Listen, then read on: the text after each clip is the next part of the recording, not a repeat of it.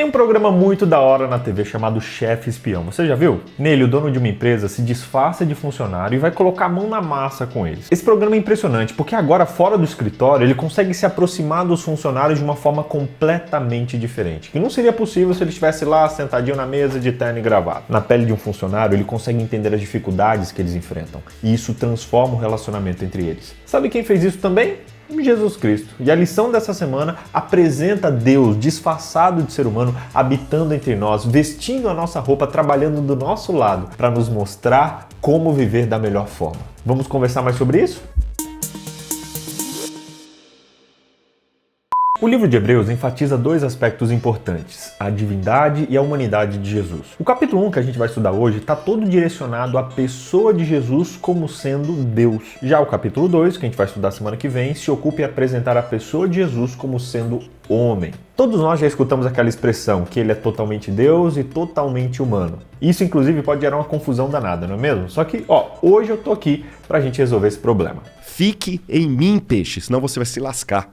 Tem um texto que não está em Hebreus, mas que eu gosto muito, que diz o seguinte: Eis que a Virgem conceberá e dará à luz a um filho, e chamá-lo-ão pelo nome de Emanuel, que traduzido é Deus conosco. Note dois aspectos contidos aqui. Primeiro, que ele é Deus, e segundo, que ele é conosco. Eu não sei se você já percebeu a profundidade disso, mas a gente vai refletir um pouco mais. Em primeiro lugar, o texto fala que Jesus é Deus. Ao longo de todo o capítulo 1 de Hebreus, a gente vê Paulo apresentando Jesus como Filho de Deus e como próprio Deus. Ele diz que Deus sempre falou aos profetas, mas que agora falou pelo Filho, que se tornou o herdeiro de todas as coisas. Ele é a expressão de Deus e sustenta tudo pelo seu grande poder. Pelo fato de Jesus ser chamado de filho, alguns acham que ele é inferior a Deus ou que ele foi criado por Deus. Olha, o próprio livro de Hebreus resolve essa bagunça danada mostrando que ele é a expressão exata de Deus, sustentando o mundo pelo seu poder. O capítulo 7, verso 3 ainda diz que Jesus ele não tem princípios de dias, ele não tem fim de existência. Hebreus também diz que Jesus não foi criado, afirmando que ele é o próprio Criador e que por meio dele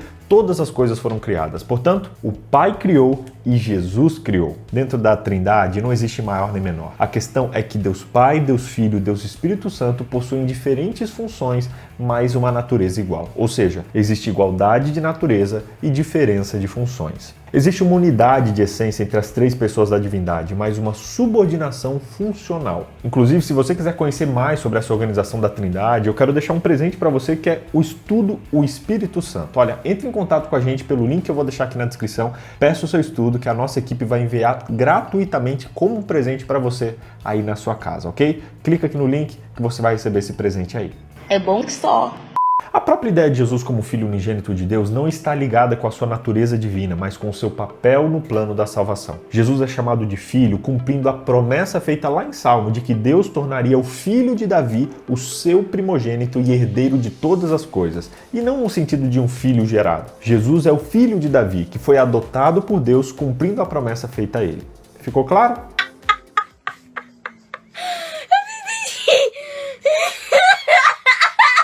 Por isso não se enganem, precisamos nos lembrar de que Jesus é Deus, ele é o verdadeiro Deus. A Bíblia inclusive mostra três características de Jesus como Deus. Quer ver? Primeiro, ele é o autor da vida. Segundo, ele é o criador de todas as coisas. E terceiro, ele é o mantenedor do universo. Um outro detalhe importante é que Jesus tinha todos os atributos de um ser divino. Primeiro, a onipotência, como está escrito lá em João no capítulo 5, a onipresença lá em Mateus 28, a onisciência em João 2, a eternidade em Isaías 9, a soberania em Mateus 11 e a imortalidade que está lá em João no capítulo 2. Gente, Jesus é Deus. Se ele fosse apenas um humano, seu sacrifício seria insuficiente para salvar a humanidade. Entenda, Jesus é Deus. Só que o texto continua dizendo que esse Deus é Emanuel. Ele é Deus e está conosco. O que você faz quando quer conhecer melhor alguém? Qual a melhor forma de se aproximar de alguém? Sem dúvida, é você chegar perto, é você passar tempo com essa pessoa, convivendo e observando o que ela faz. Deus Pai nunca esteve presente na Terra de maneira física, sabe? Mas no meio dos homens, ele sempre usou um representante. Ele teve líderes como Abraão, como Moisés, ou profetas como Isaías, Jeremias e vários outros da Bíblia. Mas por meio dessas pessoas, a gente ainda não tem uma revelação exata de quem ele é, porque são apenas mensageiros, são falhos como nós. Por isso entenda, a segunda verdade do estudo de hoje é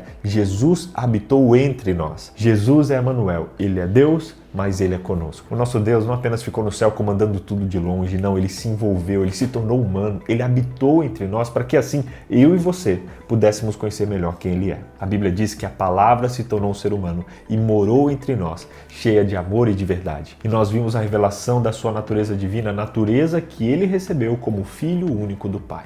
Vocês entendem o que a Bíblia quer dizer com a palavra se tornou humano? Várias vezes a gente encontra na Bíblia Jesus sendo chamado de palavra ou de verbo. A Bíblia o chama assim porque Jesus é o cumprimento das promessas de Deus que por muitos anos foram apenas palavras, mas que agora em Cristo se tornaram realidade. Verbo sempre expressa uma ação. Logo, Jesus era a palavra em ação. Jesus é o verbo. Ele é a palavra de Deus expressa em ações. Ele é Deus com a gente, habitando entre nós, nos mostrando como podemos ter uma vida santa e feliz. Hebreus 1 completa essa ideia dizendo que antigamente Deus falou pelos profetas, mas agora Ele nos falou por meio de Jesus Cristo. Isso significa que Deus falou conosco não mais por meio de uma mensagem, de um texto, de um profeta apenas, mas por meio de Jesus Cristo, o seu Filho. Você consegue entender a diferença? Jesus não era um mensageiro como os profetas, Ele era o próprio Deus, manifesto em nosso meio, vivendo e andando no meio dos homens. Por isso, por meio de Jesus Cristo, eu e você podemos conhecer mais sobre quem Deus é. A revelação de Deus que Jesus nos trouxe é muito maior do que qualquer revelação anterior. Mas isso não quer dizer que as revelações anteriores elas devem ser descartadas ou ignoradas. Não. Como a gente já falou aqui, Deus é perfeito, Ele não muda. O que acontece é que o Antigo Testamento só pode ser compreendido por completo quando o Filho de Deus chegou à Terra, quando Jesus veio a essa Terra. A revelação do Pai no Filho forneceu a chave para a gente entender a amplitude do Antigo Testamento. É assim como a imagem de uma caixa de quebra-cabeça, ela ajuda a gente a montar o quebra-cabeça completo. É assim que funciona os dois evangelhos. O que era apenas sombra, agora se tornou carne e osso na pessoa de Cristo. Eu sou de carne e osso, gente. As pessoas tendem a esquecer isso.